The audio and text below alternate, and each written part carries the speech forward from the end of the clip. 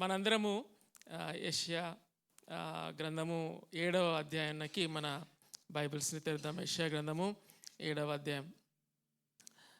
మీకు just give a rewind or recap of what we're doing. మనము యేసుక్రీస్తు వంశావళిలో నుంచి ఒక 3 సెక్షన్స్ లాగా డిస్కస్ చేసుకుంటూ ఉన్నాము. ఫస్ట్ సెక్షన్ మనం ఏం డిస్కస్ చేసుకున్నామంటే గాడ్స్ గ్రేస్ గురించి డిస్కస్ చేసుకున్నాము. దాని తర్వాత సెకండ్ సెక్షన్లో God's curse, man's guilt and God's curse గురించి తెలుసుకున్నాం. ఈరోజు మనం గాడ్స్ గిఫ్ట్ గురించి మనము డిస్కస్ చేసుకుంటాం. Will come to Matthew first chapter, మత్తయి సువార్త 1వ అధ్యాయానికి వద్దాము. కానీ దానికి ఒక సందర్భం ఉంది. మీకు గుర్తుందో లేదో, లాస్ట్ టైం మనము యెకొన్యా గురించి డిస్కస్ చేసుకుంటూ దేవుడు తన ప్రణాళికలో యెకొన్యా మీద దేవుని యొక్క శాపం ఉన్నప్పటికీ యెకొన్యా ద్వారా యోసేపు ద్వారా యేసుక్రీస్తు రాలేదు, మరియ ద్వారా యేసుక్రీస్తు వచ్చాడు. కాబట్టి యెకొన్యా శాపాన్ని యేసుక్రీస్తు మీదకి రానేయకుండా దేవుడు తన ప్రణాళికలో ఉంచాడని చెప్పేసి మనము నేర్చుకొని ఉన్నాం. అండ్ ఎట్లా తప్పించాడు దాన్ని అని అంటే, లాస్ట్ టైం మనం ఏమనుకున్నామంటే కన్యక గర్భము ధరించి కుమారుని కంటది. It is because of through a virgin birth. ఆ వర్జిన్ బర్త్ యొక్క ఇంపార్టెన్స్ మనకి వన్ యాంగిల్ లాస్ట్ టైం చూసుకున్నాం. ఈరోజు ఇంకో యాంగిల్ చూసుకుంటున్నాం. Okay, last time virgin birth ఎందుకు, కన్యకనే ఎందుకు కుమారుడు కనాలి, సాదాసీదా వ్యక్తి కుమారుడు కంటే మనకి రక్షణ రాదా అన్నదానికి why virgin birth was essential in Jesus life అనేది మనము నేర్చుకున్నాం. ఈరోజు ఆ వర్జిన్ బర్త్ గురించి కొంచెం డిస్కస్ చేసుకుంటాము. కానీ second side of virgin birth, okay, second కాయిన్కి 2 సైడ్స్ ఉంటాయి కదా, second side of virgin birth ఈరోజు మనము నేర్చుకుంటాము. ఒకసారి చూడండి, మనకి కన్యక గర్భము ధరించి కుమారుని కనును అనేది మనకి ఐజియా ఒక 720 సంవత్సరాల క్రితమే, క్రీస్తు పుట్టక మునుపు 720 సంవత్సరాల క్రితమే అది ఒక ప్రామిస్ లేకపోతే ఒక ప్రాఫెసీ ఇవ్వటము జరుగుతుంది. ఆ ప్రాఫెసీని ఈరోజు మనము నేర్చుకుంటాం. చూడండి ఒకసారి యెషయా గ్రంథము 7వ అధ్యాయము. ఈ మాట ఎక్కడుంటుందంటే 14వ వచనంలో ఉంటుంది. కాబట్టి ప్రభువు తానే ఒక సూచన మీకు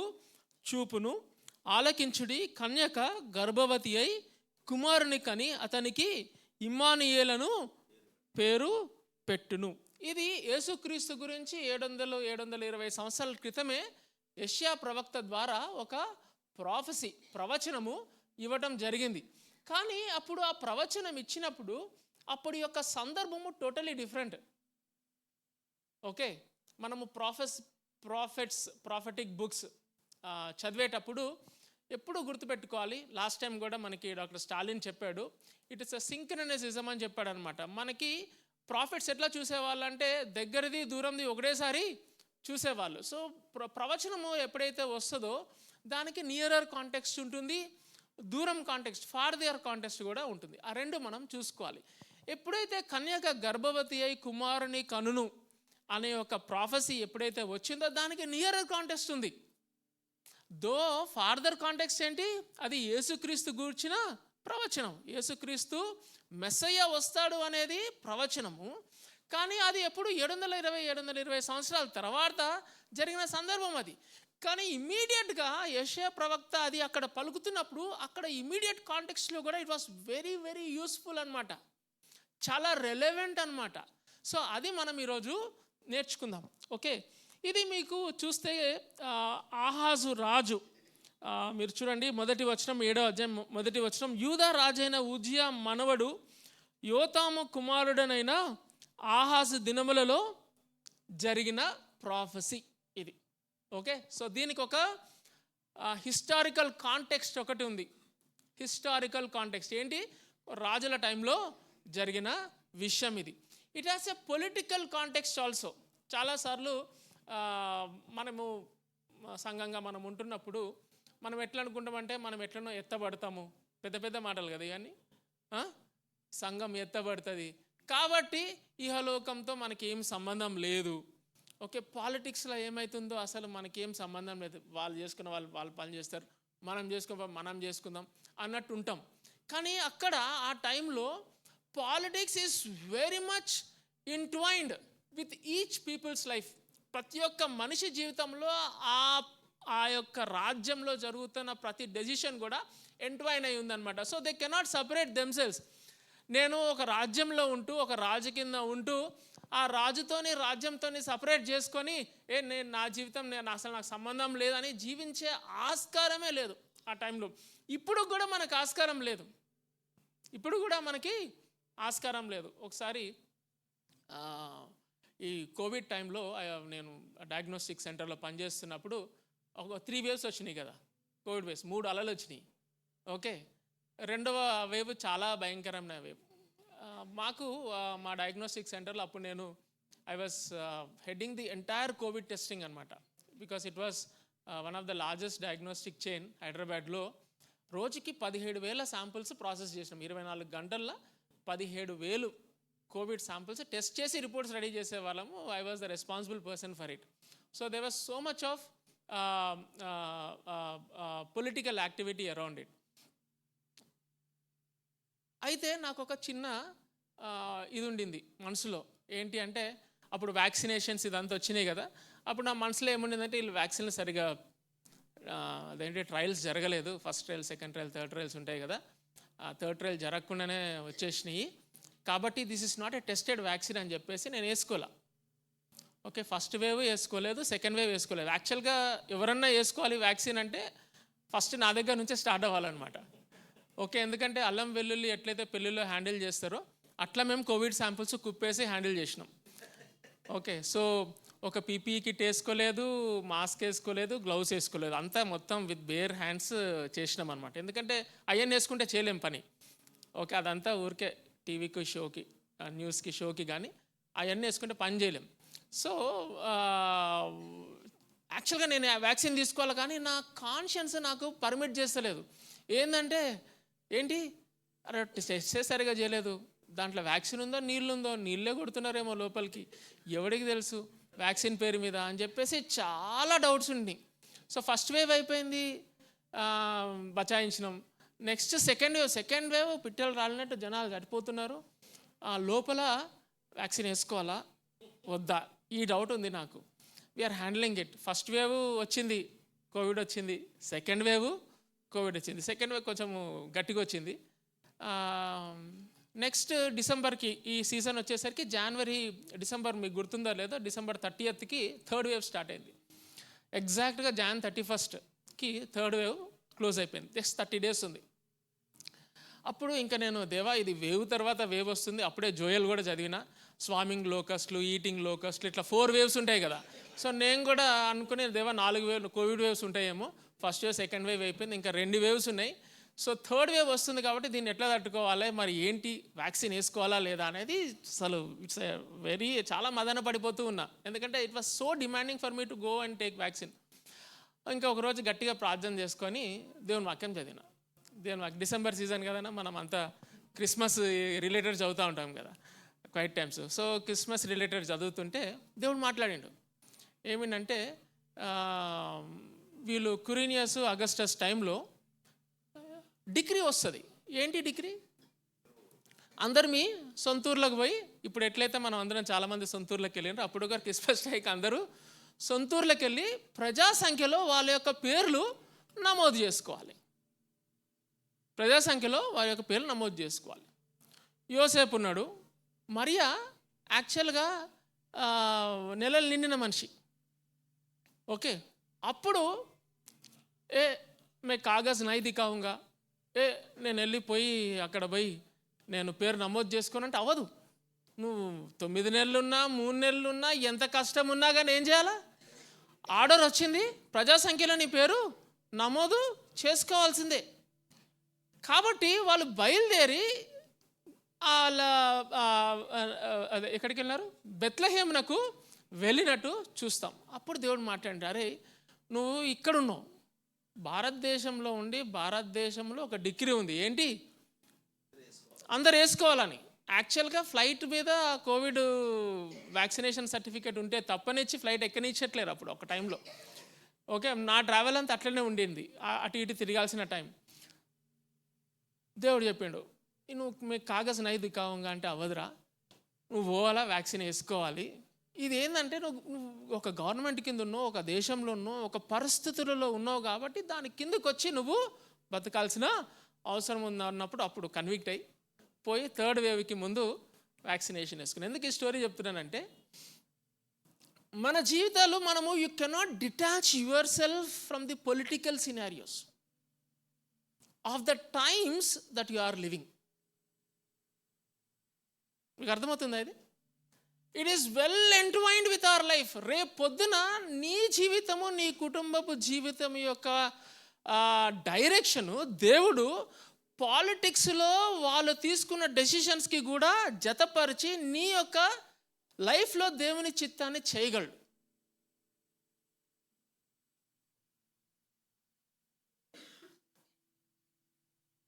అక్కడ ఆజ్ఞ రాగాలి, ఇక్కడ టెంట్ వేసి ధర్నా వేయకూడదు.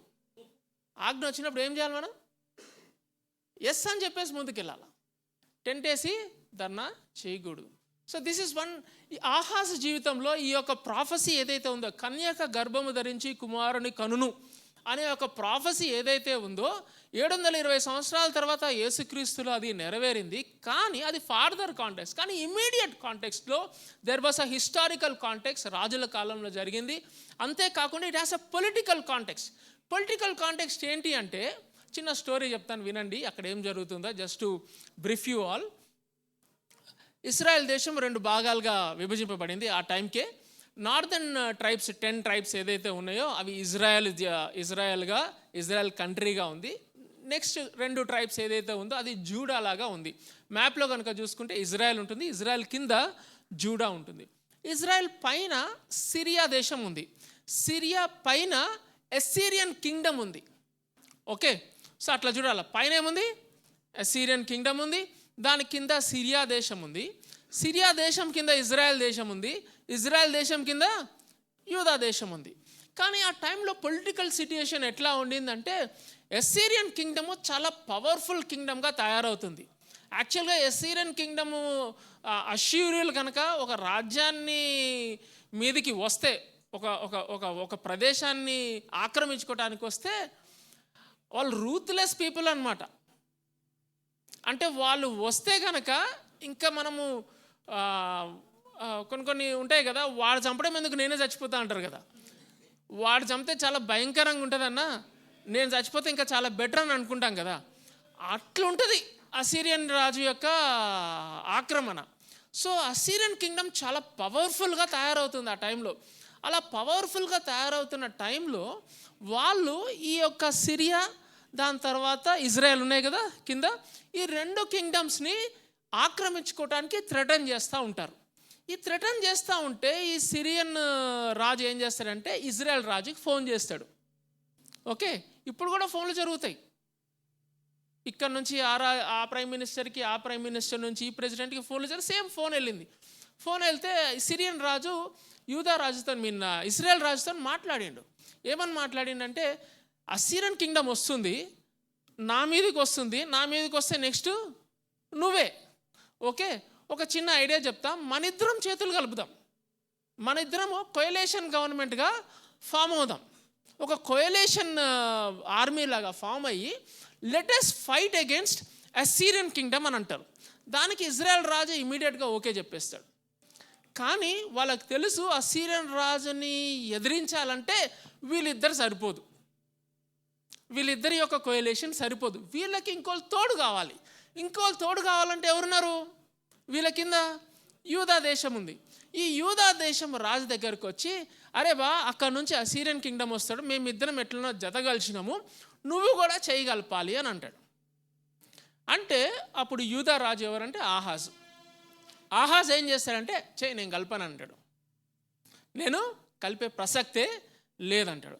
ఎప్పుడైతే నేను కలపను మీతో చెయ్యి అని అన్నప్పుడు సిరియా రాజు, ఇజ్రాయెల్ రాజు ఎవరైతే కోయలేషన్ ఫామ్ అయ్యి ఆల్రెడీ రెడీగా ఉన్నారో వాళ్ళకి స్ట్రాటజీ పెట్టుకున్నారనమాట. స్ట్రాటజీ ఏంటంటే, యూదా రాజుని గనక మనము బెదిరించి, యూదా రాజుని గనక మనము బాస్ ఓవర్ చేసి, ఓకే, బాస్ ఓవర్ చేయటం అంటే కాలర్ పట్టుకొని వాడిని మనం కోయలేషన్లోకి తెచ్చుకుందాం.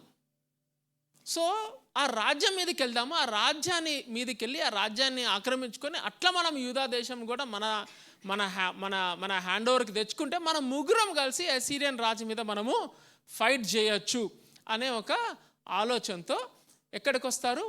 ఆహాజు రాజు దగ్గరికి వస్తారు. ఇది పొలిటికల్ సినారియో. ఈ పొలిటికల్ సినారియోలో వచ్చిన ఆ యొక్క ప్రాఫెసీనే ఏంటి, ప్రవచనమే ఏంటి? కన్యక గర్భం ధరించి కుమారుణ్ణి కనును. అన్న, ఇంత పొలిటికల్ డ్రామాలో జీసస్ క్రైస్ట్ని ఎక్కడ ఫిట్ చేయాలన్నా నేను?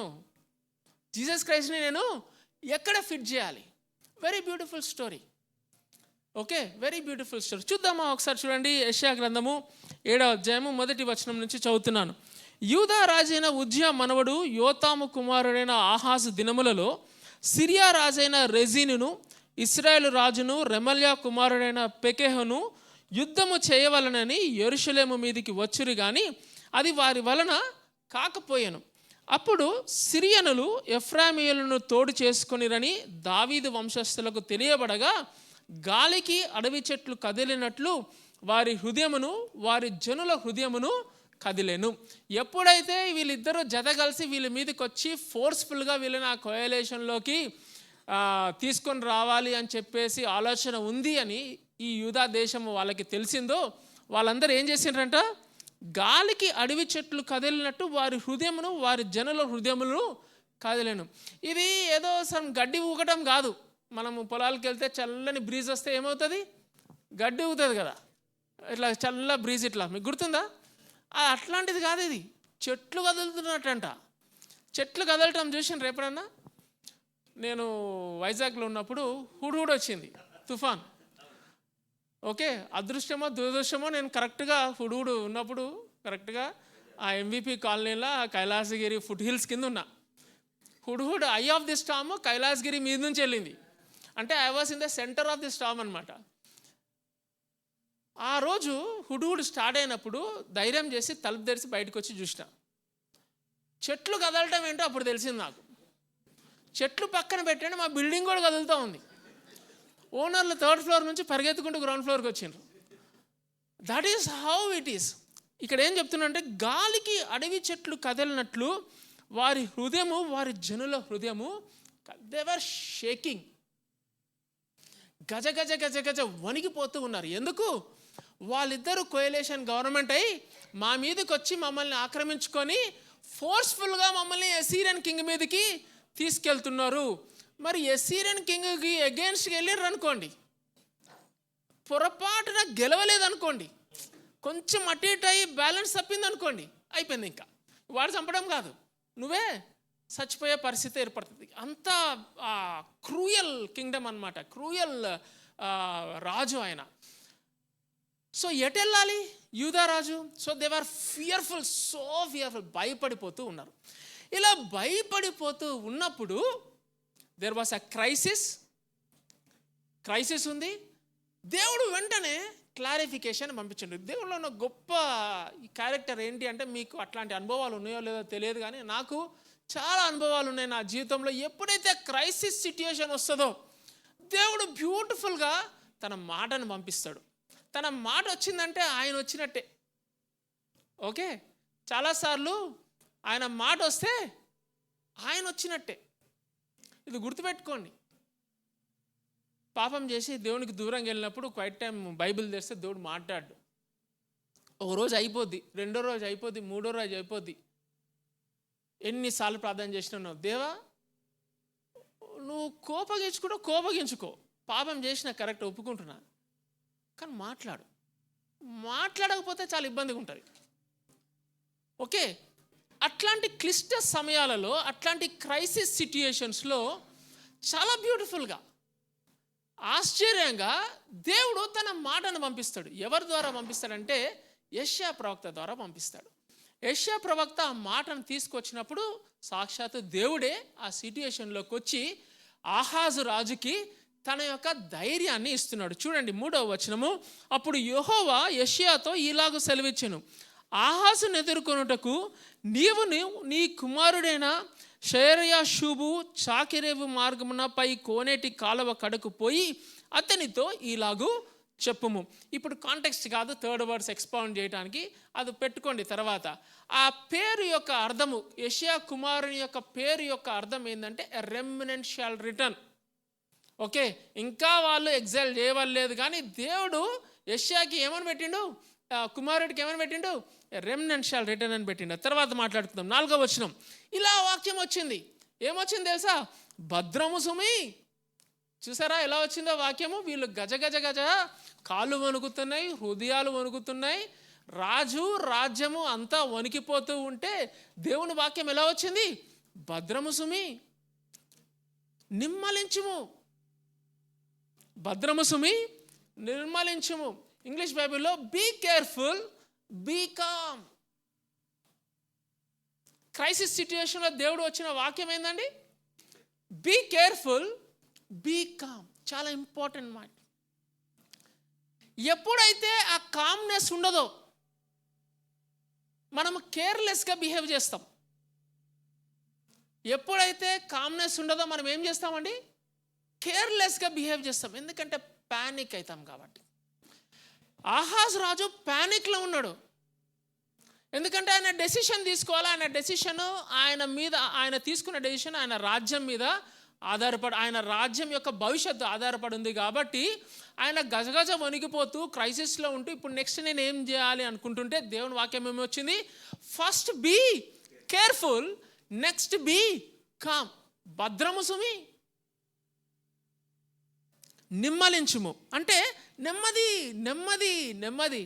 అంటే ఆహాజుకి ఏం చెప్తున్నాడంటే ఫస్ట్ బీ రెస్ట్ఫుల్ అని చెప్తున్నాడు. మళ్ళీ మనకి ఆ 20th డిసెంబర్ థీమ్ రన్ అవుతుంది ఆశ్చర్యంగా. ఏం చెప్తున్నాడంటే బీ రెస్ట్ఫుల్ అంటున్నాడు. నువ్వు డెసిషన్ తీసుకోవాల్సిన సమయం ఆసన్నమైంది. నువ్వు డెసిషన్ తీసుకోవాలి. ఈ డెసిషన్ నీ మీద, నీ భవిష్యత్తే కాదు, నీ రాజ్యం యొక్క భవిష్యత్తు ఆధారపడి ఉంది. ఇట్లాంటి క్రూషియల్ డెసిషన్స్ తీసుకునేటప్పుడు నీ మెంటల్ స్టేటస్ మంచిగా ఉండాలా. నీ మెంటల్ స్టేటస్ ఎలా ఉండాలి? నెమ్మదిగా ఉండాలా. సో ఏమంటున్నాడు? నెమ్మదిగా ఉండు, దాని తర్వాత భద్రంగా ఉండు. భద్రము సుమి, నువ్వు ఎలాంటి డెసిషన్ తీసుకోబోతున్నావో జర జాగ్రత్త. టీవీ 9లో ఉంది కదా అట్లాంటి ప్రోగ్రాము, తస్మాత్ జాగ్రత్త, అట్లాంటి ప్రోగ్రాం అన్నమాట ఇది. జర జాగ్రత్త. చూడండి 4వ వచనం. పొగరాజుచున్న ఈ 2 కొరకంచు కొనలకు అనగా రెజీనును సిరియనులు రెమల్యా కుమారుడు అని వారి కోపాగ్నికి జడియకుము, నీ గుండె అవియనీయకుము. మనము గజగజ వణుకుతున్నాం కదా, వాళ్ళకి 2 పేర్లు పెట్టేసిండు దేవుడు. ఓకే, వాడు పులిహార పొట్లం రా, వాని గురించి నువ్వేంది ఇంత భయపడుతున్నావు, రిలాక్స్ అని చెప్తున్నాడు అనమాట కింగ్ ఆహాజ్కి. మీకు అర్థమవుతుందా? చూడండి, పొగరాజుచున్న ఈ 2 కొరకంచు కొనలకు అంటే ఏంటంటే ఇది అంత పొగొచ్చేదే, దీంట్లో నిప్పు లేదు, ఊరికే పొగొస్తుంది, నీకు దగ్గొస్తుంది, మాట కొంచెం సఫకేషన్గా ఉంటుంది నీకు అంతే. కానీ ఇది సఫకేటింగ్ ఎక్స్పీరియన్సే. కానీ వాడు వచ్చి నిన్ను ఏం చేయలేడు, వాడి అగ్ని నీకు రగులుకోదు, అది ఓన్లీ స్మోక్ మటుకే, పొగ మటుకే. కాబట్టి ఈ 2 గురించి నువ్వు అంత భయపడాల్సిన అవసరము లేదు. నువ్వు జడియకు, నీ గుండె అవయనీయకు. గుండె కరిగిపోతుందంట, అలా కరగకూడదంట. వేడి ఎక్కువైపోతే ఏమవుతుందన్న, గుండె కరిగిపోతుంది. సో ఈ వేడి కాదు, ఇది పొగ మాత్రమే. సో నువ్వేం భయపడకు అని చెప్తున్నాడు. 5వ వచనము. సిరియాయు ఎఫ్రాయు రెమల్యా కుమారుడును నీకు కీడు చేయవలని ఆలోచించుచు మనము యూదా దేశం మీదికి పోయి దాని జనులను భయపెట్టి దాని ప్రాకారములను పడగొట్టి టాబేయేలు నన్ను వారి కుమారునికి దానికి రాజుగా నియమించదము రండని చెప్పుకొనిరి. 7వ వచనం చూడండి. అయితే ప్రభువైన యెహోవా ఇలాగ సెలవిచ్చుచున్నాడు, ఈ మాట నిలువదు, జరగదు. అసలు 3 దఫాలుగా ఒకటే ఎపిసోడ్లో 3 దఫాలుగా ఇంటర్వెల్ లేకుండా, ఒక యాడ్ లేకుండా దేవుడిచ్చిన ప్రామిసెస్ ఇవి, దేవుడిచ్చిన ధైర్యం ఇది. ఈ చక్రవాకం సీరియల్ చూసిండ్రు కదా మీరు. యాక్చువల్గా చూస్తే 5 నిమిషాలే సీరియల్, కానీ దానికి ఒక యాడ్ వేసి ఆ కెమెరా యాంగిల్ అటు నుంచి చూపించి, ఇటు నుంచి చూపించి, వెనక నుంచి చూపించి 30 నిమిషాలు చేస్తాడు వాడు. దేవుడు ఏం చేసిండంటే ఆ యాడ్లన్నీ తీసేసిండు, ఆ కెమెరా యాంగిల్స్ అన్ని తీసేసిండు. చేసేసి ముక్కుసూటిగా ఆహాజ్కి క్లియర్గా చెప్పిండు. ఏమని చెప్పిండు? భద్రము సుమి, నిమ్మలించుము, బీ కేర్ఫుల్, బీ కామ్, జడియకు, నీ గుండె అవి అని, do not fear, do not be faint hearted, ఆ చెప్తూ 7వ వచనంలో ఈ మాట నిలువదు, జరగదు. వాడు ఎంత స్కీమ్ వేసినా కానీ, నీ ఎనిమి నీ మీద ఎంత స్కీమ్ వేసినా కానీ, నేను చెప్తున్నాను, నా మాట నువ్వు డైరెక్ట్గా తీసుకో, ఆ మాట జరగదు. ఏంటి, వాడు అనుకున్న ఆ మాట నిలువదు, జరగదు. ఇది ఓన్లీ బెదిరింపు మాత్రమే, దీనివల్ల నీకు ఎటువంటి హాని జరగదు అని చెప్పేసి తేల్చి చెప్పేశాడు. 8వ వచనం చూడండి. దమస్కు సిరియాకు రాజధాని, దమస్కునకు రెజీను రాజు. 65 సంవత్సరములు కాక మునుపు ఎఫ్రాయిము జనము కాకుండా నాశనమగను. మీరు ఇజ్రాయెల్ టైమ్ స్కేల్ కనుక చూస్తే ఎగ్జాక్ట్ 65 yearsకి you will see Israel collapsing after this word. ఈ మాట తర్వాత ఎగ్జాక్ట్గా 65 సంవత్సరాలకి ఇజ్రాయెల్ కొలాప్స్ అయిపోతుంది. దేవుడు చెప్తున్నాడు, ఏమని చెప్తున్నాడంటే, వాళ్ళు నీ మీదకి వస్తున్నారు, నువ్వు భయపడుతున్నావు, అసలు వాడి యొక్క గతే ఉండదు అని చెప్తున్నాడు. 9వ వచనము.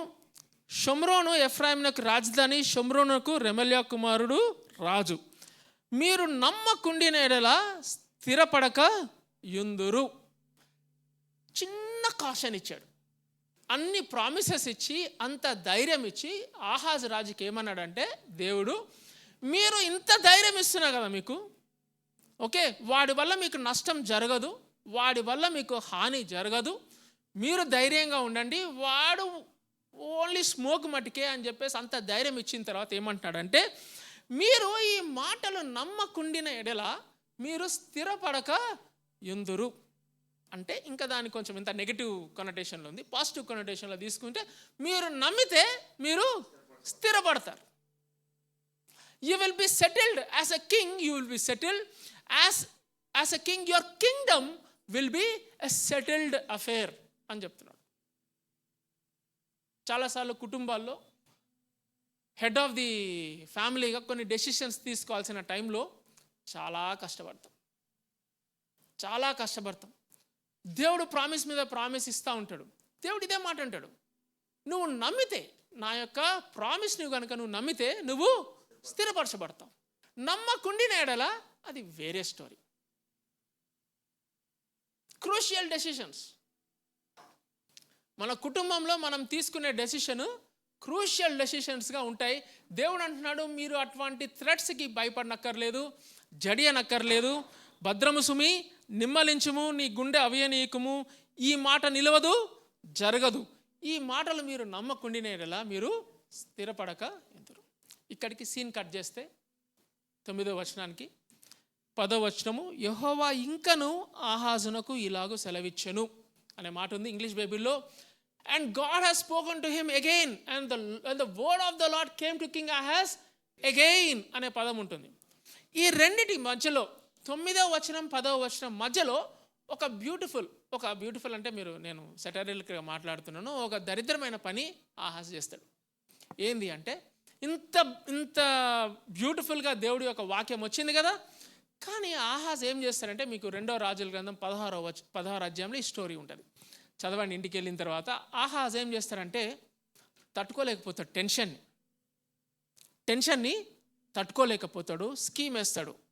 స్కీమ్ ఏం వేస్తాడంటే, ఓకే, సిరియా ఇజ్రాయెల్ రెండు కలిపి నా మీదకి వస్తున్నాయి, వీళ్ళిద్దరు ఎందుకు వస్తున్నారంటే, అసీరియన్స్ కింగ్డము వీళ్ళని ఆక్రమించుకోవడానికి వస్తున్నారు కాబట్టి వీళ్ళు కోయలేషన్ గవర్నమెంట్గా ఫామ్ అయ్యి నన్ను అసీరియన్ కింగ్డమ్ ఫైట్ చేయాలనుకుంటున్నారు.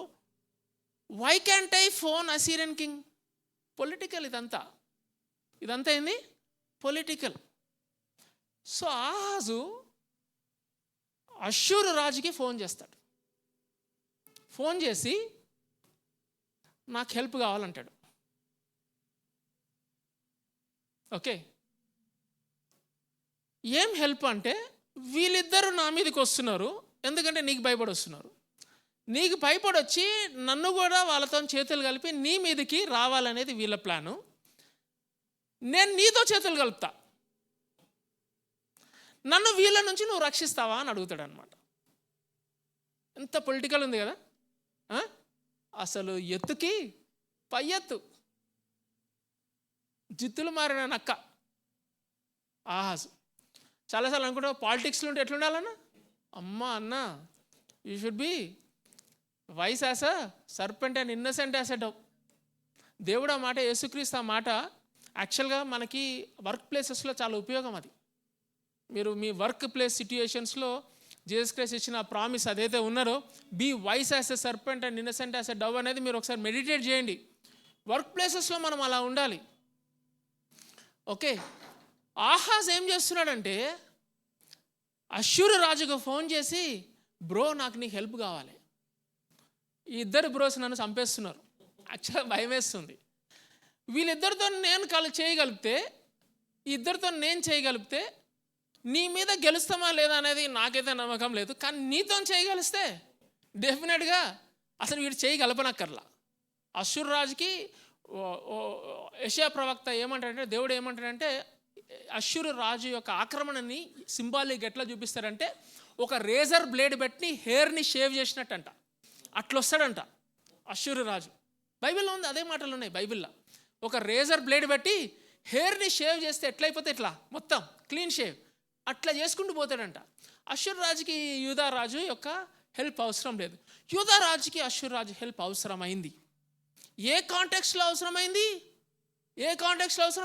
దేవుడు అద్భుతంగా ఇంటర్వ్యూన్ అయ్యి, నువ్వు వాడు అసలు వేస్ట్ కాడరా, వాడి గురించి భయపడకంటే, అయినా కానీ విశ్వాసము చాలక గజ వణుకుతూ, ఇంకా పానిక్ సిట్యుయేషన్లో, ఇంకా డెసిషన్ తీసుకోవాల్సిన టైంలో ఏం చేసిండంటే, కనపడని దేవుణ్ణి పక్కన పెట్టి అల్లంత ఎత్తుగా ఏనుగులాగా కనిపిస్తున్న అష్షూరు రాజుకి ఫోన్ చేసి నాకు నీ హెల్ప్ కావాలన్నా. అష్షూరు రాజు ఏమన్నా ఏదో పాలు తాగి బిడ్డనా? అష్షూరు రాజు నువ్వు బిర్యానీ ఇస్తే అమాంతంగా తినేస్తాడు, మింగేస్తాడు, ఒక ముద్దలు ఇట్లా తినేస్తాడు.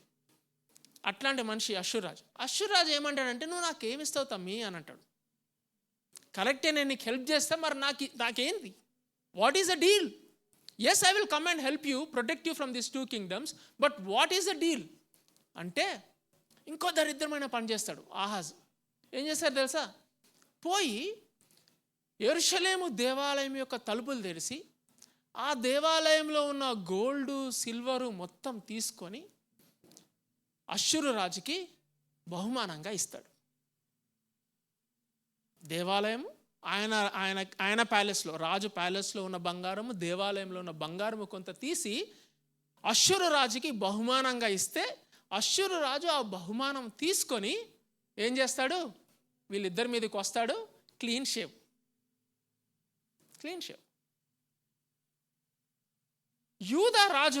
యూదా రాజైన ఆహాజుని గమనించండి.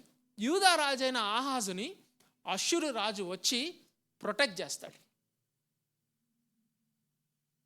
యూదా రాజుకి ఆ ఇమ్మినెంట్ థ్రెట్ ఏదైతే ఉందో, ఇంకా రేపో మాపో థ్రెట్ పిడుగు పడుతుంది అనే థ్రెట్ ఉంది కదా ఈ 2 రాజ్యాల నుంచి, ఇమీడియట్గా వెళ్ళిపోతాడు.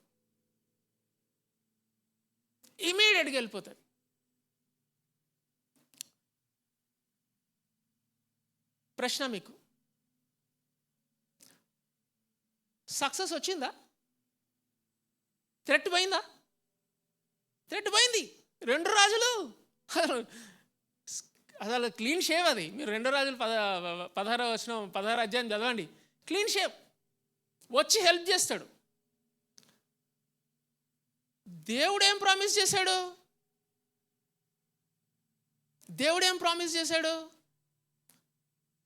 ఆ హెల్ప్ లేకుండానే నేను హెల్ప్ చేస్తాను.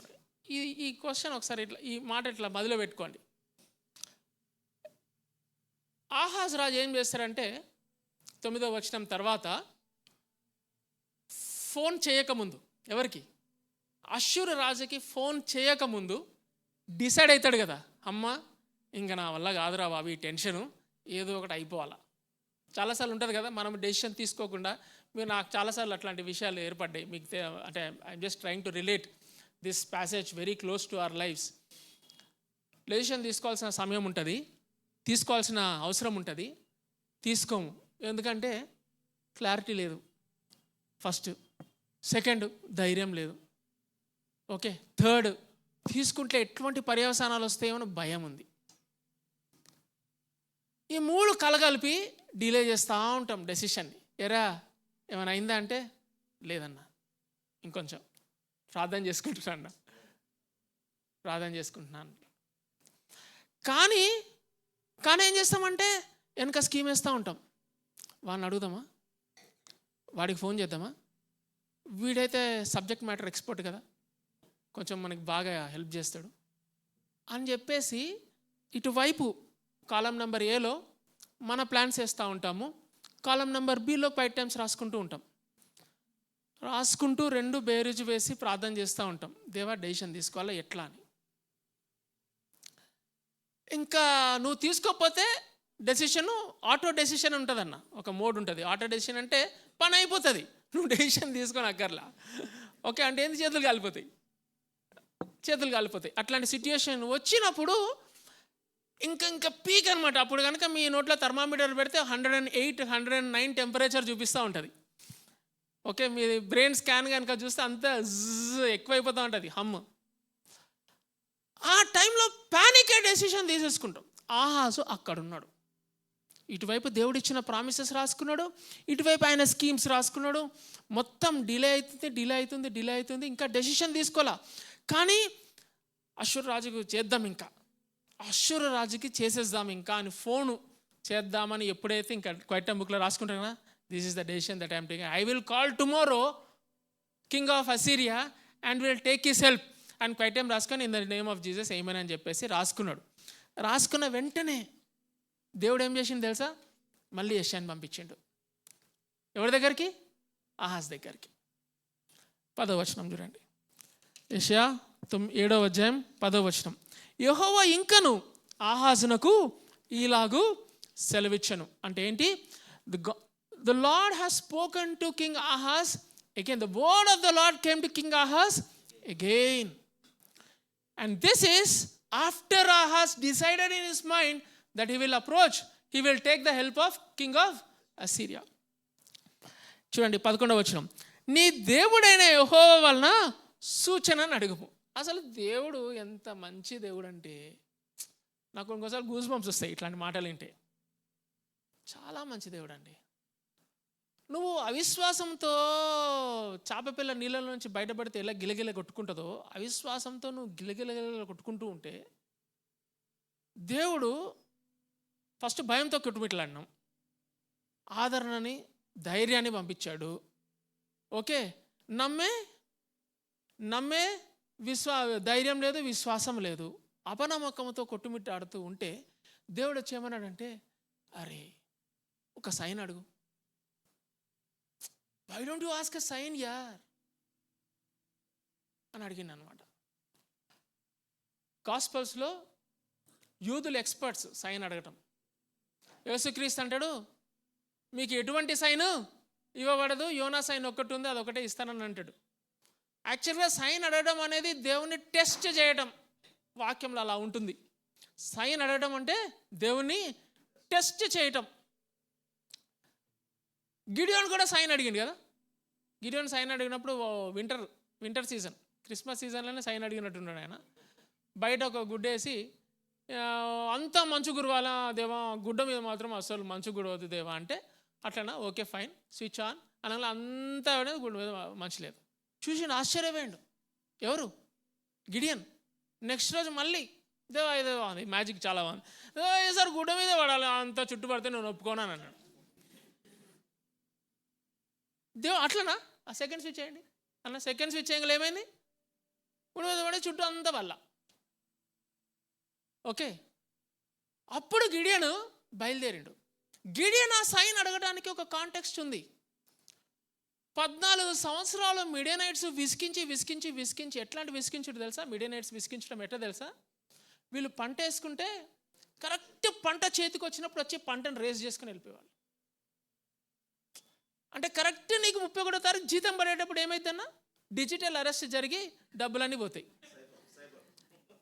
మళ్ళీ నెక్స్ట్ మంత్ వాడికి ఎట్టడో నా ఫోన్ నెంబర్ తెలుస్తుంది, మళ్ళీ డిజిటల్ అరెస్ట్ చేస్తాడు, మళ్ళీ ఆ నెల జీతం అంతా తీసుకొని పోతాడు. అట్లాంటి టార్చర్ అనమాట. అట్లాంటి టార్చర్ ఉన్నప్పుడు దేవుడే 14 సంవత్సరాలు అట్లా కానీ బిలీవ్ 14 సంవత్సరాలు దేవుడు ఏడి అన్న క్వశ్చన్లో ఉన్నప్పుడు ఇంకా అపనమ్మకం కాదు అది. ఆ క్వశ్చన్ ఉంటుంది, దేవుడు ఉన్నాడా అనే క్వశ్చన్ ఉన్నప్పుడు గిడియన్కి దేవుడు ఆ అవకాశం ఇచ్చాడు. Why don't you ask a sign? దేవునికి క్లోజ్గా ఉన్నప్పుడు, దేవుడు ఉదయం మధ్యాహ్నం సాయంత్రం లెఫ్ట్ రైట్ సెంటర్ మాట్లాడుతున్నప్పుడు కూడా దేవా అక్కడ ఎడ్జ్లో ఉన్న తార కింద పడాలి దేవా, అప్పుడు కానీ నేను నమ్మను దేవా అంటే దేవుణ్ణి టెస్ట్ చేస్తున్నట్టు. దేవుణ్ణి టెస్ట్ చేస్తున్నట్టు. ఆహాజు పరిస్థితి ఏంటి తెలుసా? ఆల్మోస్ట్ గిడియన్ పరిస్థితి. దేవునికి తెలియదా? ఆహాజు డిసైడ్ చేసుకున్నట్టు, క్వైట్ టైమ్ బుక్లో రాసుకున్నట్టు, రేపు నేను అసీరియన్ కింగ్కి ఫోన్ చేస్తున్నాను, అసీరియన్ అసలు తెలియదా? దేవునికి తెలుసు. కానీ మనిషిని పంపించాడు, మాటను పంపించాడు. ఏమని పంపించాడు? ఒక్క సైన్ అడుగుతామే అని అన్నాడు. That is the greatness of God. That is the faithfulness of God. దేవుడు మన పట్ల ఎంత విశ్వసనీయత చూపిస్తాడంటే ఇంకా అంతకంటే నిదర్శనము ఏమీ లేదు. 7వ అధ్యాయము చూడండి. సూచనను అడుగుము అంటే ఆయన కొంచెం మొడకం చిట్లు ఇచ్చిండు ఆహాజు, ఏంది అన్నట్టు.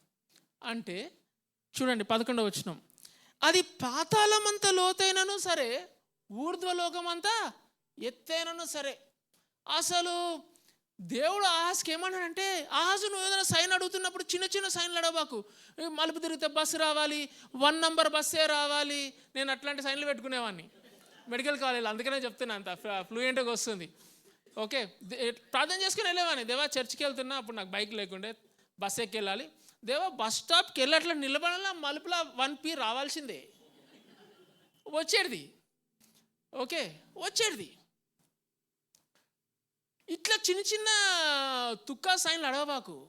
అడిగితే one of the stupendous sign అడుగు. నువ్వు ఎట్లా ఉండాలా సైన్? నువ్వు అడిగితే ఆహాజు ఎట్లుంది?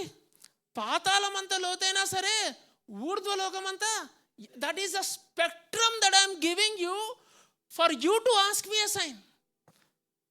సూర్యుడు నల్లగా అయిపోవాలా, తారలు కింద పడాలా, లేకపోతే మూను తారాల మధ్యలో డ్యాన్స్ వేయాలా, ఏదన్నా అడుగు. I'm going to do it for you. So that why if I do this you might believe me. అడిగాడు, దేవుడు చెప్పాడు. ఆహాజు చూడండి ఏమంటాడు, 12వ వచనం, ఆహాజు నేను అడుగను, యెహోవాను శోధింపను అని అన్నాడు. అమ్మమ్మమ్మమ్మమ్మమ్మ, మీరు కనుక చర్చ్ గోయింగ్ క్రిస్టియన్ బిలీవర్ కాకపోతే ఈ మాటలు ఈజీగా నమ్మేస్తారు. అర్థమవుతుందా? మాస్ ఎంత మంచోడు. గిడియన్ అసలు పాపి, సైన్ మీద సైన్ అడిగిండు. ఆహాజుడు ఎంత కష్టాలు సైన్లా కూడా సైన్ అడగమంటే అడుగుతున్నాడా? దేవుని ఇది శోధించడం అని అంటున్నాడు. It is not testing God, actually is not trusting God. Is not trusting God. ఈ మాట యొక్క అర్థం ఏంటి తెలుసా? మీరు గమనించండి. మళ్ళీ I'm trying to bring it closer to our own lifes. చాలాసార్లు దేవుడు మనకి ఒక మాట చెప్పి అటువైపుగా డైరెక్ట్ చేస్తున్నప్పుడు మీకు తెలుసు అది దేవుడు ఇటువైపుగా డైరెక్ట్ చేస్తున్నట్టు, ఇది దేవుని మాట అని తెలుసు. కానీ ధైర్యం లేక వేరే మార్గానికి వెళ్తున్నప్పుడు వస్తుంది దేవుని మాట. వచ్చినప్పుడు ఏమంటాను తెలుసా? తెలుసు మీకు 100% you are sure that that is not the direction God is asking you to go, but you don't have courage, that's why you are going in that direction. దేవుని మాట వచ్చినప్పుడు ఏం చేస్తాను తెలుసా? అది పక్కన పెట్టేస్తాం. దాన్ని ఎట్లా పక్కన పెట్టేస్తాను తెలుసా? దానికి ఒక స్పిరిచువల్ కోటింగ్ ఇచ్చి, కవర్ ఇచ్చి పక్కన పెడతాం అనమాట. అన్న ఈ టైంలో దేవుని టెస్ట్ చేయదలుచుకోలేదన్న, నేను I'm not that kind of a person అన్న అంటాం. యాక్చువల్గా లోపల జరుగుతుంది ఏంది? నీకు ధైర్యం లేదు, ఆ డైరెక్షన్లో వెళ్ళడానికి ధైర్యం లేదు నీకు. అందుకనే దానికి షుగర్ కోటింగ్ ఇచ్చి, స్పిరిచువల్ కవర్ ఇచ్చి ఇట్లా చెప్తున్నావు అన్నాడు. ఎవరన్నాడు? ఆహాజ్ ఏమన్నాడు? నేను అడగాను, దేవుని టెస్ట్ చేయను అని అన్నాడు. దేవుడు మనం తక్కువ తిన్నాడా? ఆహాజ్ ఒక మెతుకు తింటే దేవుడు 2 మెతుకు తిన్నాడు. దేవుడు ఏమన్నాడు చూడండి, 13వ వచనం, very very important. The way God, మీరు ఇప్పుడు కెమెరాని మీరు జూమ్ అవుట్ చేసినారు అనుకోండి, అప్పుడు దాకా ఫోకస్ ఒక మనిషి మీద ఉంటుంది. వెంటనే ఏం చేయాలి? కెమెరాని జూమ్ అవుట్ చేస్తే ఏమవుతుంది? It will go up and you will see a wider people, wider context. 13th verse అట్లా ఉంటుంది అనమాట. అది that is how you need to read 13th verse. చూడండి, అతడు ఈలాగ చెప్పాను, దావీదు వంశస్థులారా వినుడి. యెషయా పలుకుతున్నాడు. ఆహాజ్ కాదండి. కెమెరా యాంగిల్ ఏమైంది ఇప్పుడు? స్కోప్ పెద్దగా అయింది, జూమ్ అవుట్ అయింది. ఆహాజ్ రాజు వీడు వినట్లేడు, వీడు అపనమ్మకంతో కొట్టుమిట్టాడుతున్నాడు. వీడు సైన్ అడిగినా కానీ వద్దంటున్నాడు, ప్లస్ స్పిరిచువల్ కవరింగ్ ఇస్తున్నాడు. దీనికి వీడితో లాభం లేదురా. అప్పుడు ఏం చేసిండు? స్కోప్ వైడ్ చేసిండు. ఏమంటున్నాడు ఇప్పుడు? దావీదు వంశస్థులారా వినుడి. యాక్చువల్గా ఇక్కడ మరియా యోసేపు ఉన్నారనుకోండి, వాళ్ళు ఎవరు? దావీదు వంశస్థులు. వాళ్ళు వెంటనే వాళ్ళు చెవులోకి వింటూ ఉంటారు. I will connect this to Mary and Joseph's life. దావీదు వంశస్థులారా వినుడి, మనుషులను విసికించుట చాలదనుకొని నా దేవుని కూడా విసికింతురా. ఎవరు విసికిస్తున్నారు? ఆహాజు విసికిస్తున్నాడు. కానీ దేవుడు ఏమంటున్నాడు? స్కోప్ వైడ్ చేసి, చాలాసార్లు కొన్ని సినిమాల్లో ఎట్లుంటుందంటే, ఒకరిని తిట్టాలనుకున్నప్పుడు ఇటువైపు చూసి తిడుతూ ఉంటాడు. అటోటికి తెలుస్తూనే ఉంటుంది వాడు నన్నే తిడుతున్నాడు. సార్ మీరు ఎవరిని తిడుతున్నారు సార్ అని విన్నారా? ఇది మీరు ఏదైనా ఉంటే డైరెక్ట్గా తిట్టండి సార్, ఇదేంటి సార్? అదే ఇది. కెమెరా యాంగిల్ వైడ్ అయింది, స్కోప్ వైడ్ అయింది, జనాలు వైడ్ అయినారు. దేవుడు దావీదు వంశస్థులారా వినుడి, మీరు మనుషులను విసికించుటది చాలదు గనక మీరు దేవుని కూడా విసికిస్తారా? క్వశ్చన్. దేవుడిని ఎప్పుడు విసికిస్తాం? దేవుడు ఎప్పుడు విసుక్కుంటాడు మనతోని? దేవుడు విసుక్కుంటాడా? అన్న క్రిస్మస్ రోజు ఇట్లాంటి మెసేజ్ చెప్పకన్నా ప్లీజ్ అన్న. దేవుడు విసుక్కుంటాడా? విసుక్కుంటాడు మనతోని. ఎప్పుడు తెలుసా? దేవుడు ధైర్యం చెప్పినా ఆయన నమ్మనప్పుడు. దేవుడు మాట ఇచ్చినా ఆ మాట మీద మనము నిలబడడానికి విశ్వాసం లేనప్పుడు. Ultimately my dear friend, it boils down to your faith in God. దేవుని మీద నీ విశ్వాసానికి ప్రెసిపిటేట్ అవుతుంది మొత్తం. నువ్వు ఎన్ని క్వైటంలైనా చేసుకో అన్నా, ఉదయం రాత్రి మధ్యాహ్నం నేను పర్సనల్ బైబిల్ స్టడీ చేస్తానన్నా, నా లైబ్రరీ చూడు, నా బైబిల్స్ చూడు, నా బుక్ చూడు. నా బైబిల్ చూస్తే ఎన్ని కలర్ఫుల్గా ఉంటుంది నా బైబిల్.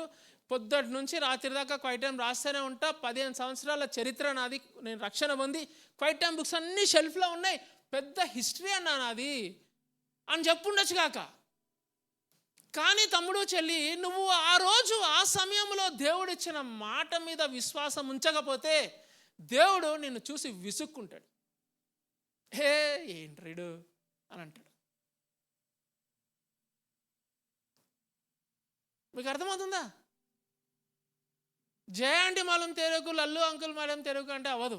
నీ వెనక ఎవడున్నా సరే పనికి రాదు. నువ్వు దేవుడి దగ్గరకు వచ్చినప్పుడు ఆ సిట్యుయేషన్లో ఆ మాటకి, దేవుని మాట మీద నువ్వు విశ్వాసం ఉంచకపోతే ఇంకా waste. It boils down to that simple thing. What? Having faith in that person, having faith in God. ఎన్ని క్వైటంలు చేసుకున్నా అన్నా, మట్టిలో పోసిన పన్నీరే, మట్టిలో పోసిన పన్నీరే. అదే ఇక్కడ చూస్తున్నాం. దేవుని విసికిస్తారా అని 14వ వచనం. ఇప్పుడు వచ్చింది మన ప్రవచనం. ఏంటి 14వ వచనం? కాబట్టి ప్రభువు తానే ఒక సూచన నీకు చూడు. ఆదు నువ్వు సూచన వద్దంటుంటే అయ్యో ఆదొద్దన్నాడు అని చెప్పి వెళ్ళలే. నువ్వు అడగమంటే అడగలేదు కదా. Who cares Ahaz? Who cares? I am going to give you, I am myself, I am going to give you a sign అని చెప్పి ఏమన్నాడు? ఆలకించండి. ఓకే, చెవులోకి ఆలకించండి. This is for your hearing. కన్యక గర్భవతి అయి కుమారుని కని అతనికి ఇమ్మానుయేలు అని పేరు పెట్టును అని అన్నాడు. ఆహాజ్కి ఏం చెప్తున్నాడంటే, ఆహాజు నీ రాజ్యంలో ఒక కన్యక గర్భవతి అయి కుమారుని కంటది. అతనికి పేరు పెట్టాలంట. ఏం పేరు పెట్టాలంట? ఇమ్మానుయేల్ అని పేరు పెట్టాలంట. ఇమ్మానుయేల్ అని పేరుకి అర్థమైంది, దేవుడు మనతో ఉన్నాడు. ఆహాజు, దేవుడు నీతో ఉన్నాడు అనేది నీకు నమ్మటానికి అసలు లేదు కదా, విశ్వాసమే లేదు కదా. నేను నీకు సైనిస్తున్నా చూడండి, ఒక కన్యక గర్భం ధరించి ఒక కుమారుని అంటది, అతడి పేరు ఇమ్మానుయేలు. వాడు పుట్టంగానే దేవుడు నీతో ఉన్నాడు, వాడు చూసినప్పుడల్లా దేవుడు నీతో ఉన్నాడు, దేవుడు నీతో ఉన్నాడు అని నిలుగుతూనే ఉంటుంది. ఓకే, చెప్తూ ఈ మాట అంటాడు చూడండి, కీడును విసర్జించుటకు మేలును కోరుకొనుటకు అతనికి తెలివి వచ్చినప్పుడు అతడు పెరుగు తేనెను తినును. 16వ వచనం, కీడును విసర్జించుటకు మేలును కోరుకొనుటకు ఆ బాలునికి తెలివి రాక మునుపు నిన్ను భయపెట్టు ఆ ఇద్దరు రాజుల దేశము పాడు చేయబడును. ఇక్కడ దేవుడు ఆహాజుకి చిన్న టైం స్కేల్ ఇచ్చిండు, ఒక టైం పీరియడ్ ఇచ్చిండు. ఏమని చెప్పిండంటే, ఈ ఇద్దరు రాజులు నేను విసిగిస్తున్నారు కదా, నిన్ను భయపెడుతున్నారు కదా, నువ్వు కనుక నా మీద విశ్వాసం ఉంచితే నా ప్రణాళికలో, నా ఉద్దేశాలలో, నా ప్లాన్స్లో కన్యక గర్భము ధరించి వాడు పెద్దయి తెలివితేటలు వచ్చి కర్డ్స్ హనీ తినే లోపు ఆ 2 రాజ్యాలు పోతాయి. యాక్చువల్గా it is a 2 years time period. ఒక 2 సంవత్సరాల వ్యవధిలో వీళ్ళిద్దరూ నీ ముందు లేకుండా పోతారు అని ఉంది. ఇందాక నేను మొదలు పెట్టుకోమన్నాను కదా, క్వశ్చన్ ఇది. యూదా రాజు ఆ సిరియన్ రాజుని అప్రోచ్ అయ్యిండు. విక్టరీ వచ్చిందా? విక్టరీ వచ్చిందా? వచ్చింది, విక్టరీ వచ్చింది. అషూర్ రాజు వచ్చి ఇద్దరు రాజుల్ని ఆక్రమించేసుకున్నాడు. విక్టరీ వచ్చింది, అమాంతంగా వచ్చింది, ఇమీడియట్గా వచ్చింది. ఇక్కడ దేవుడు ఏమంటున్నాడు, నా ఉద్దేశాల్లో, నా ప్రణాళికలలో విజయం ఎప్పుడు వస్తుంది? ఓ 2 సంవత్సరాలు ఆగాలి. ఇదే కనుక మనకు వచ్చింది అనుకోండి వాక్యం, what will you choose? King Ahaz ఇప్పుడు దాకా సిల్వేసినాం కదా, what will you choose? You choose an immediate rescue or 2 years rescue? Immediate rescue కదా. ఈరోజు వాక్యం అది మనకి. దేవుని మీద విశ్వాసం ఉంచడం అంటే మనం అంతా ఇమీడియట్గా కావాలి. ఆయన ఇమ్మాన్యుయలే, he's an imminent person, immediate person. He's our Emmanuel, God with us, దగ్గరకు ఉంటాడు. కానీ కొన్నిసార్లు త్వరగా రెస్క్యూ రాదు. దగ్గరుండే మనిషే కానీ త్వరగా జరగదు. దేవుడు ప్రణాళికల్లో ఒక 2 సంవత్సరాలు వెయిట్ చేయాల్సిన పరిస్థితి ఉంటుంది. తమ్ముడు, చెల్లి, నువ్వు వెయిట్ చేయగలుగుతావా? విక్టరీ వచ్చిందా? Are you looking at the end or are you looking at the means to the end? నీకు విజయం కావాలా, లేకపోతే దేవుని ద్వారా విజయం కావాలా? మంచి ఉద్యోగం వస్తుంది, నువ్వు ఎప్పటి నుంచో వెయిట్ చేస్తున్న ఉద్యోగం, ఆశలు అసలు నువ్వు 10-12 సంవత్సరాల నుంచి ఇట్లాంటి ఉద్యోగం వస్తే లటుకుమని పట్టుకోవడమే రా బాబు అని అనుకొని వెయిట్ చేస్తూ యాక్చువల్గా ఆ ఉద్యోగం కోసము ఒక డిగ్రీ, ఇంకో ఫెలోషిప్, ఇంకో షాడోయింగ్, ఇంకో పిహెచ్డి అన్నీ చేసి యాక్చువల్గా ఉద్యోగానికి నువ్వు రైప్గా ఉంటావు అనమాట. ఇంకా నెక్స్ట్ ఎవరైనా ఉంటే ఆ మనిషి ఆ ఉద్యోగం రావాలంటే నువ్వే, కానీ రాదు. దేవుడు ఏమంటారంటే ఒక 2 సంవత్సరాలు రే, ఒక 2 years వెయిట్ చేయరా. Though you are ready, though that job is ready for you, you are not ready for the job. You will be ready for the job after 2 years. Why can't you wait అని అంటాడు. Lord, why am I not ready? Lord, నేనెందుకు ready లేని దేవా? నాకు qualification ఉంది, fellowship ఉంది, అన్నీ ఉన్నాయి దేవా, నేనెందుకు రెడీ లేంటే, అరే నువ్వు రెడీ లేవురా, అది కాదురా రెడీనెస్, నీకు డిగ్రీ ఉంటే రెడీ ఉన్నట్టు కాదు అని అంటాడు దేవుడు. కానీ 2 సంవత్సరాలు వెయిట్ చేయగల విశ్వాసము మనకుందా? ధైర్యం లేదు. ఇక్కడ విశ్వాసం కావాలా. ఇంకో గంభీరమైన విషయం చెప్పరా, ఏదైతే ఉద్యోగం కావాలనుకున్నావో, ఏదైతే ఆపర్చునిటీ ఉందో వాడికి ఫోన్ చేస్తాడు. ఫోన్ చేసి అరే ఉద్యోగం ఉందిరా రా అంటాడు. దేవుడు క్వైటల్ నీకేం చెప్పిండు? 2 years వెయిట్ చేయమన్నాడు. నీకేమో వాడు ఏం చేసిండు? ఫోన్ చేసిండు. నీ ఇటువైపు ఏ కాలం ఉంది కదా, నీకు ఏ కాలంలో ఏం రాసుకున్నావు? మొత్తం ఈ ఉద్యోగం నాకే, ఈ క్వాలిఫికేషన్ చేసిన, ఇంకా లాజికల్గా ఆలోచిస్తే this is the direction that have to go. But God said no. What do you do? Call వచ్చినప్పటికీ ధైర్యంగా, ఇది నా ఉద్యోగం కాదు, ఇప్పుడు కాదు, 2 సంవత్సరాల తర్వాత డెఫినెట్గా దేవా, వెయిట్ చేయగలుగుతావా?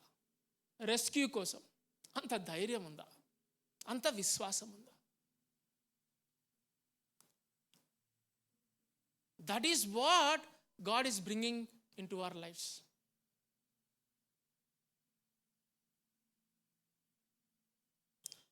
నేనైతే ఏం చేస్తానంటే పేజ్ తిప్పి క్వైట్ టైం బుక్లో అప్పుడు అట్లా అనుకున్నా, ఇప్పుడు కాల్ వచ్చింది కాబట్టి ఇది దేవుని చిత్తమే, ఇది దేవుని చిత్తమే అని మళ్ళీ రాస్తాం. And you go and you will spoil your career because of that premature entry into a place which God has already destined for you. దేవుడు ఆల్రెడీ పెట్టిండు, కానీ ఇప్పుడు కాదంటున్నాడు. It's a premature entry and you will destroy your entire career. వింటున్నారా? This is what is the lesson. When victory కాదు, how God is going to give us the victory is very important. How God is going to give us the victory. ఇంకో చిన్న విషయం ఉంది ఇక్కడ.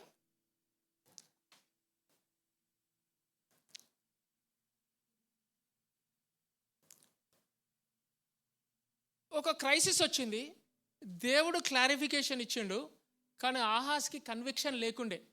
అందుకనే అస్సీరు రాజుకి phone చేశాడు, ప్రామిస్ ఇవ్వడం జరిగింది, ఒక ప్రాఫెసీ ఇవ్వడం జరిగింది, కన్యక గర్భం ధరించి కుమారుని కంటది అని చెప్పేసి, అతనికి ఇమ్మానుయేల్ అని పేరు పెట్టండి అని ఉంటుంది. 700 సంవత్సరాల తర్వాత సేమ్ అవే సిట్యుయేషన్స్. మత్తయి సువార్త 1వ అధ్యాయం ఒకసారి తెరుద్దామా? I'm just linking it and then we will close. మత్తయి సువార్త 1వ అధ్యాయం.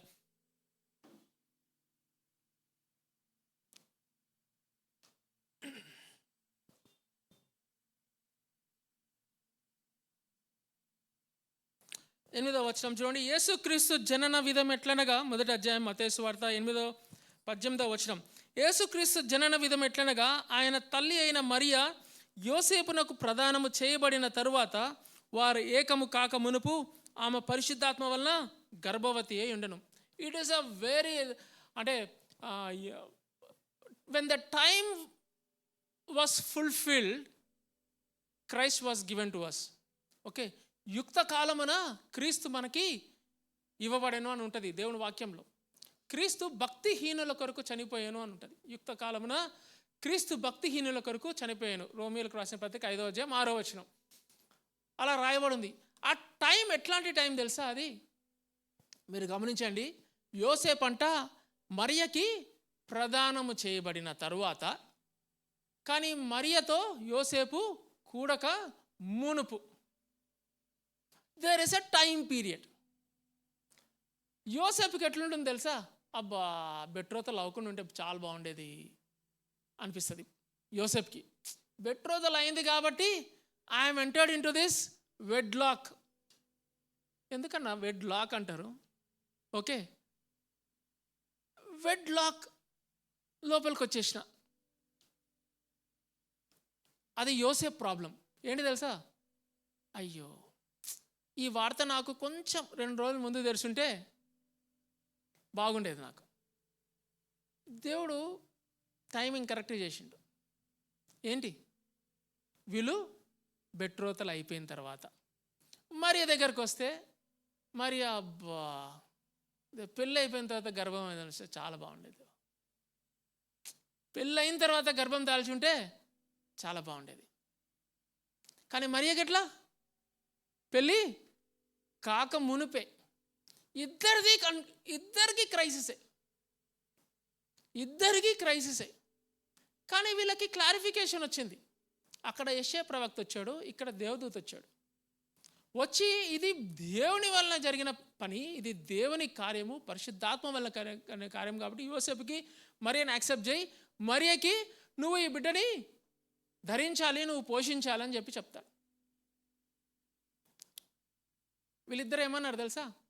సింపుల్గా, అసలు ఇంత కాంటెస్ట్ కూడా లేదు, సైన్ అడుగు అది కూడా లేదు, వీళ్ళకి సైన్ అడుగు కూడా లేదు. యోసేపు అన్నాడు ఎస్ సార్ అన్నాడు ఉదయాన్నే లేచి.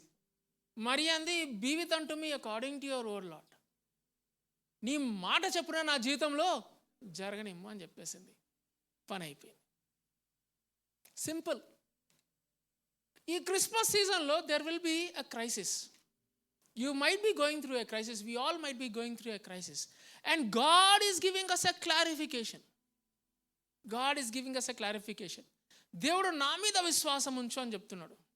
Victory is there, but there will be a delayed process. Would you trust me in this process అని అంటున్నాడు. Would you trust me in this process అని అంటున్నాడు.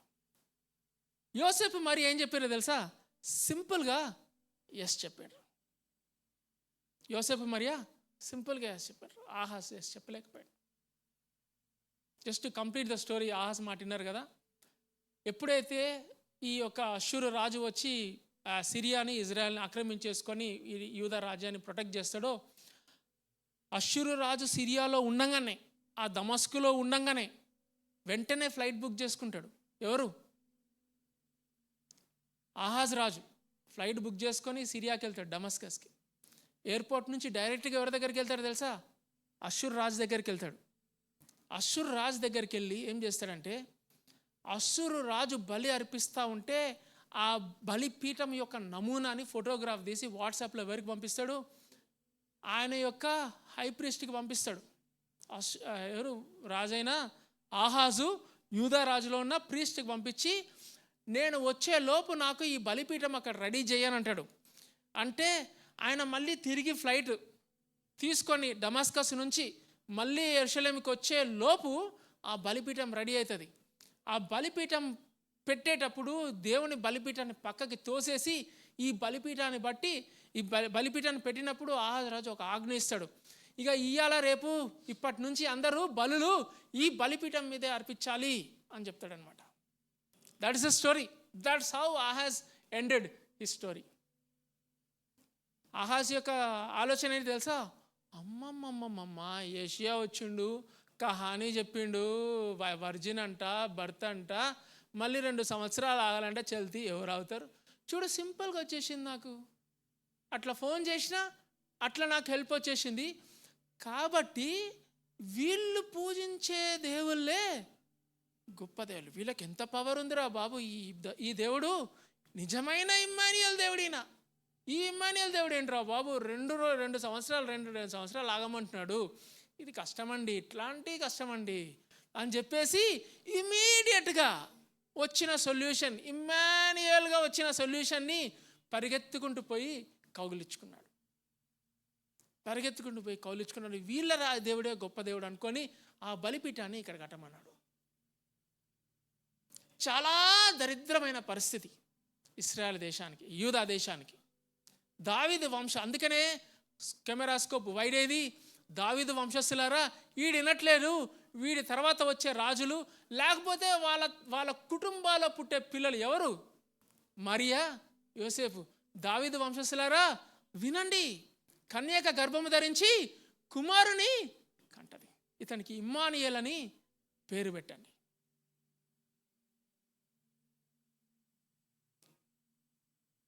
I'll close with this. Why was this prophecy given and when was this prophecy given? ఈ 2 ప్రశ్నలకి సమాధానాలు దొరికితే మనకి చాలా బ్యూటిఫుల్గా ఉంటుంది. Why was this prophecy given? ఎందుకు ఈ ప్రాఫెసీ ఇవ్వబడింది? ఆహాజు తన యొక్క ఫేత్లో జయ జీవితంలో ఉన్నప్పుడు ఇవ్వాల. when he is in his గట్టర్లో ఉన్నప్పుడు వచ్చిన ప్రాఫెసీ ఇది. అందుకనే రోమీయులకు రాసిన పత్రిక 5:6 ఇందాక అనుకున్నాం కదా, యుక్త కాలంలో క్రీస్తు భక్తిహీనుల కొరకు చనిపోయాడు. క్రిస్మస్ ఎవరికి తెలుసా? విశ్వాసం లేని వాళ్ళకి. నువ్వు కనుక విశ్వాసంతో కొట్టుమిట్లాడుతుంటే, విశ్వాసం లేక కొట్టుమిట్లాడుతుంటే, ఈ క్రిస్మస్ ఏం చెప్తుంది తెలుసా? బా, దిస్ ఈజ్ ద టైం అబ్బా, దిస్ ఈజ్ ద టైం. ఇంతకంటే ఈ క్రిస్మస్ టైం కంటే బెస్ట్ టైం లేదు యేసుక్రీస్తుని విశ్వసించడానికి. అంతరిక్ష ద్వారములను దేవుడు ఏం చేశాడండి? తెరిచాడు. ఉదయం చదువుకున్నాం మనం. అంతరిక్ష ద్వారాలని దేవుడు తెరిచాడు. అదిగో అల్లదిగో ఎవరు వచ్చారు? యేసుక్రీస్తు మానవ అవతారం ఎత్తి వచ్చాడు. ఎలా వచ్చాడు తెలుసా? కన్యక గర్భము ధరించడం వల్ల వచ్చాడు. చిన్న క్లారిఫికేషన్, కన్యక గర్భము ధరించడం అంటే ఏంటి? అది పాసిబులా? పాసిబుల్ కాదు. దానికి చాలామంది థియరీస్ చెప్తారనమాట. ఏమంటారంటే ఇది పార్థెనోజెనసిస్ అని అంటారు కొంతమంది. పార్థెనోజెనసిస్ అంటే ఏసెక్షువల్ రిప్రొడక్షన్ వల్ల పిల్లలు పుడతారు. వర్టిబ్రేట్స్లో మనకి కాదు, కానీ ఇన్వర్టిబ్రేట్స్లో అట్లా జరుగుతుంది. ఇది పార్థెనోజెనసిస్ కాదు. పార్థెనోజెనసిస్ ప్రిన్సిపల్లో ఒకవేళ ఎసెక్షువల్ రిప్రొడక్షన్లో పిల్లలు పుట్టాలంటే మదర్ ఎగ్లో నుంచి, మదర్ ఓవంలో నుంచి ఫీమేలే పుడతారు, మేల్ పుట్టరు. ఇప్పుడు దాకా పార్థెనోజెనసిస్లో మేల్ పుట్టిన హిస్టరీ లేదు. కాబట్టి ఇది పార్థెనోజెనసిస్ కాదు. I'm just giving some clarifications on virgin birth. This is not parthenogenesis. This is a pure miracle of God. There is no explanation. Miracle ఎవరైనా ఎక్స్ప్లెయిన్ చేసిండ్రా? ఎక్కడ ఎక్స్ప్లెనేషన్ లేదు. It is a pure miracle of God. కొంతమంది ఏమనుకుంటారంటే మరియా ఒక surrogate mother లాగా దేవుడు ఉపయోగించుకున్నాడు అని అనుకుంటారు. ఇది ఇంకో థియరీ. అంటే ఏంది? జైగోట్ ఫామ్ అయిపోయింది, ఓకే, స్పర్మ్ ఓవం రెండు కలిసిపోయినాయి, జైగోట్ ఫామ్ అయిపోయింది. ఈ జైగోట్ని తీసుకొచ్చి ఎవరిని చూస్ చేసుకున్నాడు దేవుడు? మరియాని చూస్ చేసుకున్నాడు. మరియా గర్భంలో అట్లా ఇంప్లాంట్ చేసిండు. సో మరియా కుమారుని బేర్ చేసింది అని అనుకుంటారు. ఇది కూడా తప్పు. This is against the word of God. This is against the word of God. I'm just giving some clarities so that you will have the right theology of the virgin birth. But what happened, Anna? Idi Maria yokka egge. This is the ovum of Mary, where God in his mighty power, Luke's Gospel, 1st chapter 31 to 34, చదవండి. పరిశుద్ధాత్మ వలన మరియా గర్భము ధరిస్తుంది. It is the power of the Spirit of God that this ovum gets impregnated and a zygote is formed. And this zygote, this child that is being formed in the womb, God said he is holy. అది పరిశుద్ధపరచబడింది. కాబట్టి పుట్టేవాడు పరిశుద్ధుడు అని అనబడతాడు. God sanctified that conception. It is not implanted. Jesus was not an implanted person in a surrogate mother called Mary. But Jesus is an incarnate person, came through Mary. Came through Mary. Mary gave her flesh. Mary gave her blood into Jesus. That is why, అందు నిమిత్తమే ఆయన మన పాపాలన్నీ భరించడానికి అర్హుడైనాడు. Virgin birth. Second thing, మనం పొందున్న ప్రతి ఒక్క విషయము ఆయనకు అర్థమవుతుంది. హిబ్రీలకు ఉంటుంది కదా, హిబ్రీలు రాసిన పత్రికలో ఆయన మనతో ఎంపథైజ్ అవుతాడంట. బ్యూటిఫుల్గా ఎంపథైజ్ అవుతుంది. ఎవరికి అర్థం కాదంట మన మాట. ఆయనకు చెప్తే మాత్రము ఈజీగా అర్థమైపోద్దంట. ఎందుకు? ఆయన నరవతారి అయి వచ్చాడు కాబట్టి, ఆయన మనలాగా వచ్చాడు కాబట్టి. అది ఎక్కడో హెవెన్లో ఫామ్ అయిన జైగోటు మేరీ గర్భంలో ఇంప్లాంట్ అయితే ఆయనకి మనిషి గురించి తెలియదండి. ఆయన మరియ నుంచి వచ్చాడు కాబట్టి మనిషి యొక్క ప్రతి ఒక్క ప్రాబ్లము, బాధ ఆయనకి తెలుసు. And that's why a virgin birth is essential. ఇందాక అనుకున్నాం కదా starting, the second side of virgin birth. ఎందుకు అవసరం అంటే మనకు అవసరం. ఆయన వర్జిన్ బర్త్తో వచ్చాడు కాబట్టి నేను చెప్పే ప్రతిదీ ఆయనకు అర్థమవుతుంది. ఈజీగా ఆయన నాతో ఎంపథైజ్ అవుతాడు. He was tempted just as we are and yet without sin. ఆయన పాపం లేనివాడిగా ఉన్నాడు కాబట్టి ఆ దేవా నాకు ఈ టెంప్టేషన్ ఉందా అంటే ఈజీగా అర్థమైపోద్ది ఆయనకి. ఎందుకంటే ఆయన ఆ టెంప్టేషన్ల నుంచి వెళ్ళాడు కాబట్టి. Whatever temptation that you are going through he's already gone, and that's why he will empathize with you and he will give you an option or an opportunity to overcome that temptation. And this is Christmas, my friend. మనము యుక్త కాలమున క్రీస్తు ఎవరి కోసం చనిపోయాడు? భక్తి పరుల కోసం చనిపోయినాడా? భక్తి హీనుల కొరకు చనిపోయినాడు. ఎందుకు తెలుసా? మనం ఆయన మీద విశ్వాసము ఉంచుతామని. ఈ క్రిస్మస్ రోజు విల్ స్టాప్ హియర్. ఈ క్రిస్మస్ రోజు this is our prayer. Let us all pray.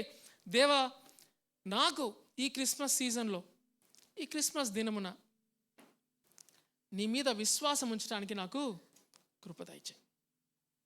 నా పరిస్థితులు ఎట్లున్నప్పటికీ ప్రభువా, నీ మాటలు గుర్తుపెట్టుకోవడానికి కృప దయచేయి. జడియకు, నీ గుండె అవనీయకు. బీ కేర్ఫుల్, బీ కామ్, భయపడకు, నెమ్మది. నీ మీద ఉన్న థ్రెట్ అది జరగదు, దేవుడు జరగనియాడు. దేవుని మాట మీద విశ్వాసం ఉంచుదాం. దేవుడు అంటున్నాడు వెయిట్ చేయండి అని అంటున్నాడు. God is going to give you that you want. నీకు కావలసినది దేవుడు తన ప్రణాళికలు ఉంది, దేవుడు నీకు ఇస్తానంటున్నాడు, కానీ వెయిట్ చేయమంటున్నాడు. ఈ క్రిస్మస్ సీజన్లో దేవా, ఈ టైంలో దేవా నా విశ్వాసాన్ని పెంచు.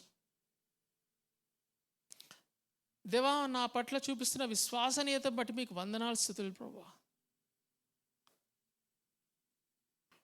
కష్టకాలంలో విశ్వాసం లేనప్పుడు ప్రభువా వచ్చి సైన్ అడగమని చెప్తున్నాం, మీకు వందనాలు.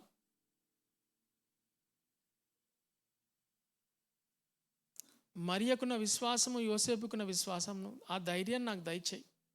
మీ నిమిత్తము ప్రభువా అవమానాన్ని తీసుకోవటానికి మరి ఇష్టపడింది దేవా, నాకు కూడా అలా అవమానం భరించడానికి మీకోసం, మీ నామ మహిమార్థ కోసం యేసుక్రీస్తును నా జీవితంలో ప్రభువా ధరించి, యేసుక్రీస్తు నా జీవితం ద్వారా బయటికి చూపించడానికి ఎటువంటి ఇన్సల్ట్ అయినా ప్రభువా నేను తీసుకోవడానికి నా కృప దయచేయి.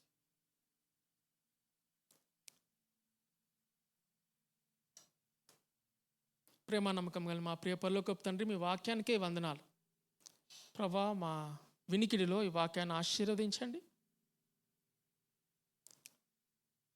మీ మీద విశ్వాసాన్ని మాకు పెంచండి. యేసుక్రీస్తు గురించి మీకు వందనాలు. అంతరిక్ష ద్వారాలు మా కోసము తెరిచి యేసుక్రీస్తుని మా మధ్యలోకి పంపించినందుకు వందనాలు.